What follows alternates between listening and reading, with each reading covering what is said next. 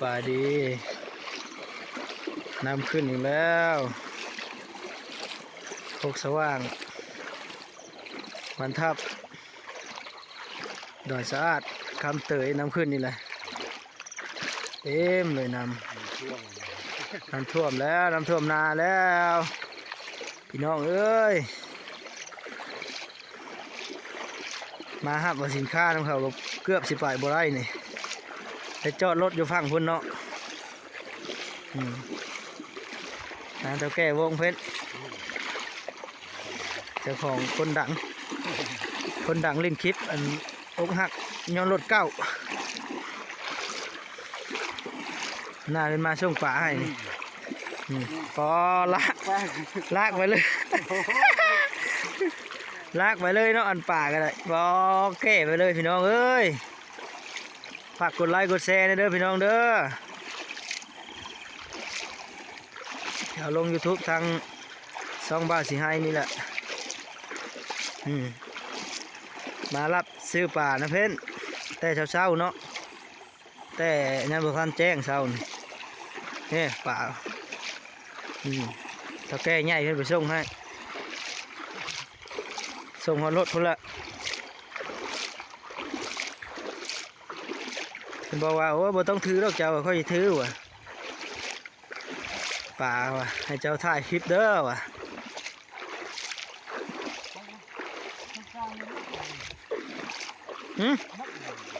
เลิกเลย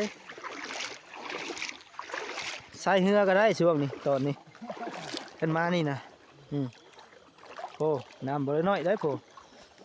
น้ำท่วมอีกแล้วสิลมข้าวกำลังสิออกงวงเด้อข้าวเด้อนี่บ่สิสุกแล้วก็มีข้าวแต่ผลนี่ยังลิ้นอยู่เลยปีนี้เนาะจักสิเป็นอะไรละล้มละมันสิระเบียงสั้นๆหน่อยนึงเนาะเพราะว่าเฮาก็ย่างตามน้ำไหลรถเฮาจอดอยู่พูนกลางหน้าได้ก็ฝากไลค์ฝากแชร์เด้อพี่น้องเด้อน้ำท่วมอีกแล้วน้ำท่วมนามารับเอาเครื่องของเขาเกือบบ่ไหวปีน้ำท่วมนักปีนี้พายุเลยเช้านี่ก็เบิ่งข้าวยังนักน่วงอยู่เนาะพี่น้องเนาะยังฮอดวันที่23พอโอ้น้ำสิท่วมบ่ท่วมทางไปบ่นี่เนาะ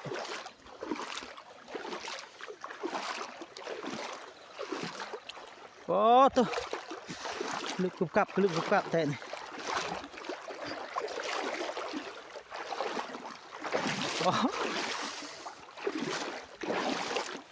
โอ้ให้เขาเนาะเขาไปเป็นเนาะ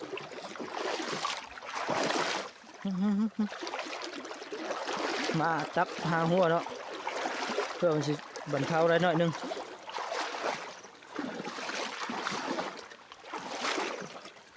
ครับสินค้าแต่เช้าอยู่หน้าห่างวานเด้อพี่น้องเด้อตอนนี้เด้อหน้าห่างวานนี่รู้สึกว่าน้ำท่วมแห้ง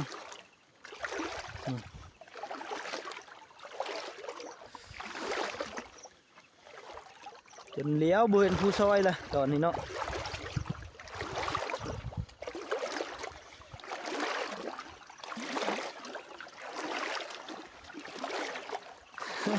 แก้ไปเลยป่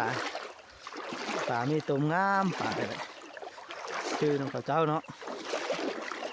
ใครได้สั่ง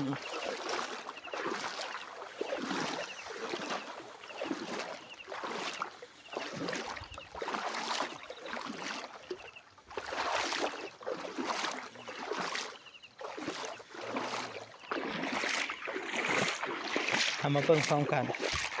ทำมาลัดป่าของเขาไม่ได้อย่างนี้เนาะ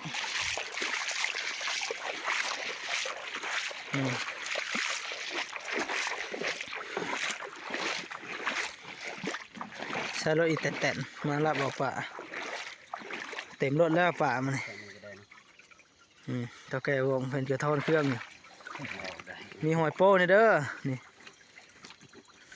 ตะแกใหญ่เพื่อนอยู่บ้านคำเตยเนาะ มาส่งเครื่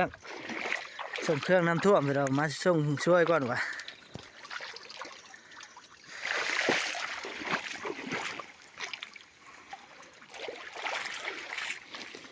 ได้เครื่องแล้วเด้อเอาฝากพี่น้องฝากไลค์ฝากแชร์ฝากติดตามทั้งช่อง YouTube บ้าวสีให้สายผู้ซอยเนาะเป็นยังไงครับฝากไลค์ฝากแชร์ช่วยหน่อยจบคลิปไปเด้อพี่น้องเด้อรับชมคลิปต่อไปอีก